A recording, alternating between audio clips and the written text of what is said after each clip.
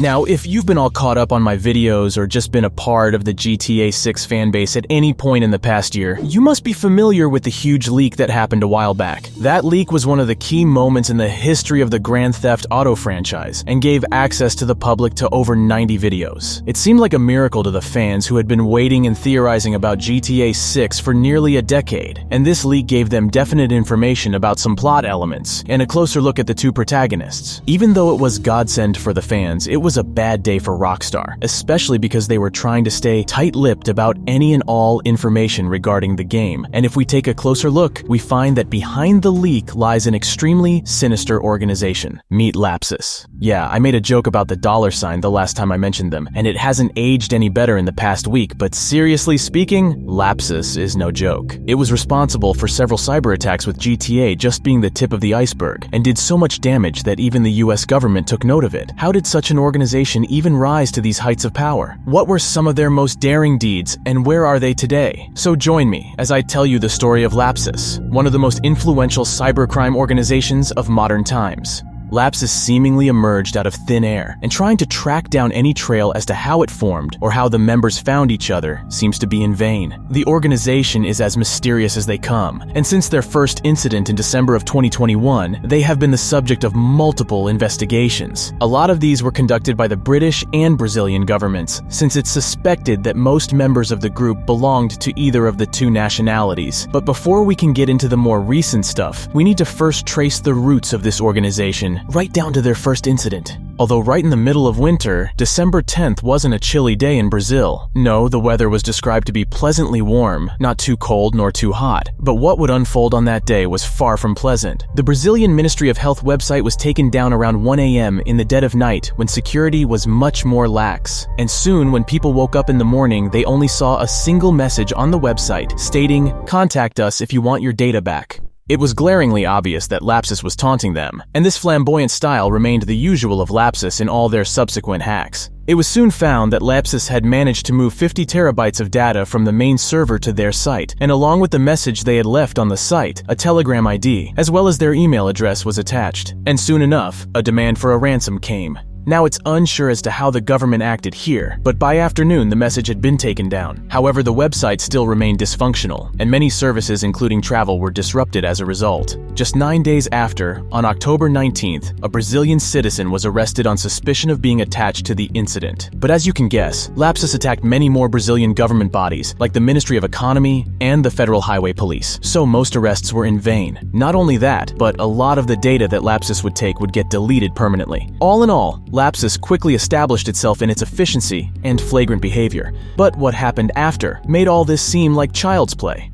In hindsight, it seems like Lapsus was just warming up during all its attacks against the Brazilian government. Just a month after their first attack, in January of 2022, Lapsus decided to hack Okta, a company that deals with managing identity and access. Essentially, Okta is who other companies comes to when they need help in setting up user authentication. It was a huge corporation, having over 1,000 customers with many of them being well known. So, when Lapsus managed to hack the company, despite the best efforts of employees working there at the time, the criminals managed to gain access to data of around 366 customers. Hackers soon came out and claimed to have stolen source code, customer data, and other sensitive information from Okta's systems. And it wasn't long before the company confirmed the hack and said that it had taken steps to mitigate the impact. However, they also said that it would take several weeks to fully investigate the incident, and it seriously shook the industry at the time, since Okta's defenses weren't anything to scoff at. Another month went by, and Lapsus hacked another huge company. In February 2022, the group attacked NVIDIA, a major chip maker. The hack was said to have affected NVIDIA's internal systems, including the source code for graphics processing units, or GPUs, that the company is famous for. As one of the biggest chip makers in the world, it was extremely important for NVIDIA to maintain its reputation of good quality at good prices. And when Lapsus claimed to have the stolen source code, it turned into a tough situation for them. Worse still were the unreasonable demands that hackers put up, and the hacked company ended up working with law enforcement officials to investigate.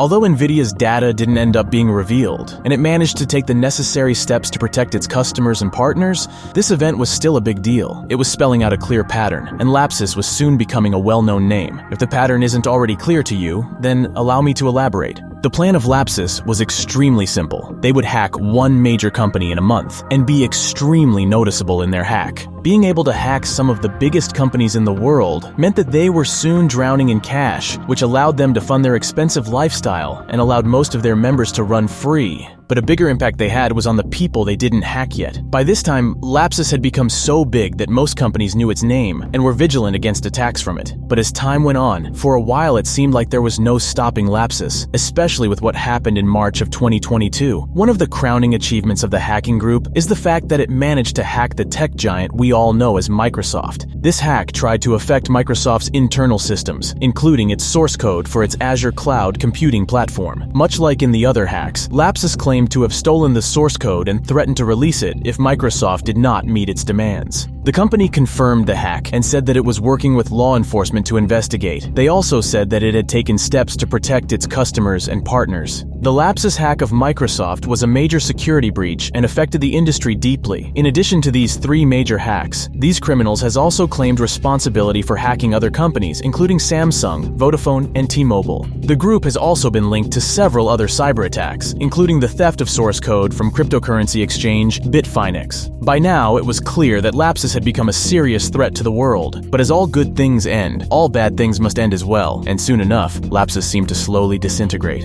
One thing we should talk about before we get into how Lapsus declined is how it managed to hack these companies in the first place. A crucial thing to note here is that most of these companies were very well aware of possible hacks and had made their external firewalls so strong that no one could break them, not even Lapsus. But people can be extremely cunning, and so a very ingenious method was used to hack all these companies. Essentially, Lapsus members would analyze and find a mistake in the firewall of an employee working at the company they want to hack. They would then hack the employee's laptop and from there get access to the business. This allowed them to bypass any and all firewalls and other defense measures set up.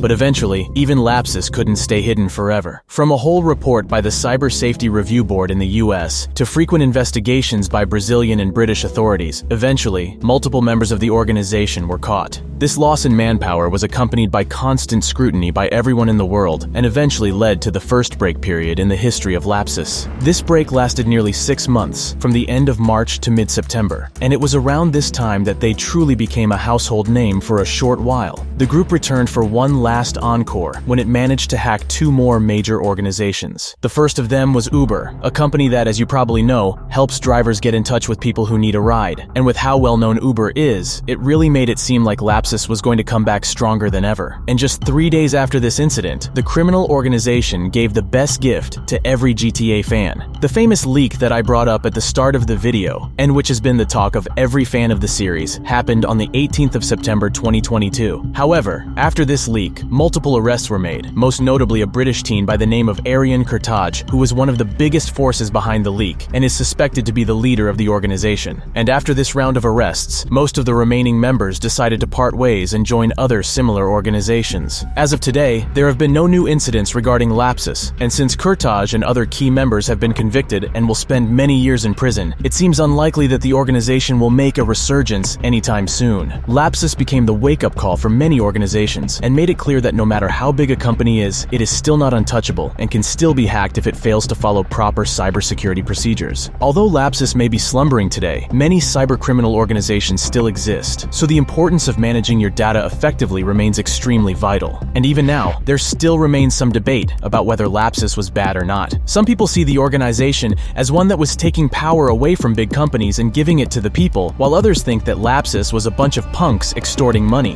Whichever way you stand, the story of Lapsus will definitely remain in our memory for a little while longer. I hope today's video was interesting, and it really was a nice change of pace from the usual GTA content. If you liked the video, let me know in the comments. I'd love to make more of these, but of course I do have a GTA news video coming in a couple of days, so stay tuned for that. As always, make sure to like and subscribe, and a huge shout out to my patrons who allow me to keep making quality content. I really appreciate it. But for now, thanks for watching till the end. Have a great day everyone, and see you in the next one.